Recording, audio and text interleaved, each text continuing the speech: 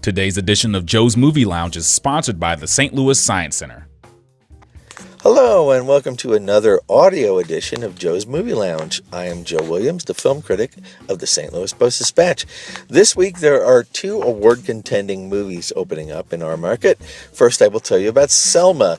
Selma is the story of the march from Selma, Alabama to Montgomery, Alabama, organized by the Reverend Dr. Martin Luther King Jr.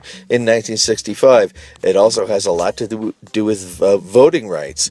Voting rights are so important, so watch this movie, think about voting rights. The interesting thing about this movie is that almost everybody in the cast is British. So Dr. King is played by a fellow named David Oyelowo, and Tim Roth plays George Wallace, the governor of Alabama, and Tom Wilkinson, who's also British, plays LBJ, Lyndon Baines Johnson. It's interesting that they couldn't find Americans to do Southern accents, but there you go.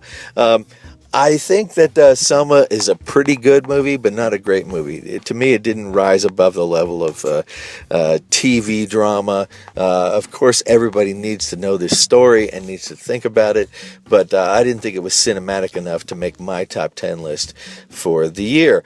A director whose movies almost always make my top 10 list is Paul Thomas Anderson. P.T. Anderson has a new movie called Inherent Vice.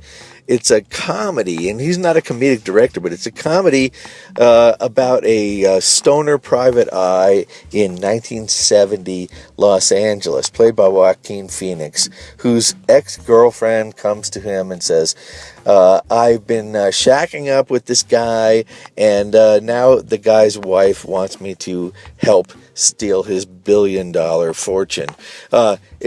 You will not understand this movie. You can watch it a dozen times and you will not understand it. It's a parody of private eye movies from a really good director, and you just go for the ride. So, and the cast, I mean, Joaquin Phoenix, Catherine Waterston plays the ex-girlfriend. She's the daughter of Sam Waterston, the actor.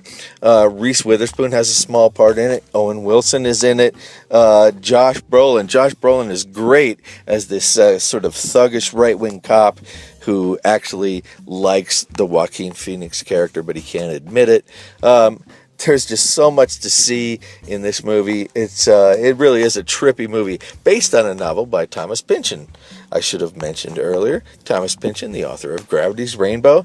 P.T. Anderson, Thomas Pynchon, Josh Brolin, Joaquin Phoenix. That's your takeaway. Go see Inherent Vice. Until next time, I will sign off here from Las Vegas, where I'm at the Consumer Electronics Show in Las Vegas, but I'm signing off now. So I'll talk to you next week. Goodbye, America. Reveal the Invisible, Mysteries of the Unseen World, now playing at the St. Louis Science Center OmniMax Theater.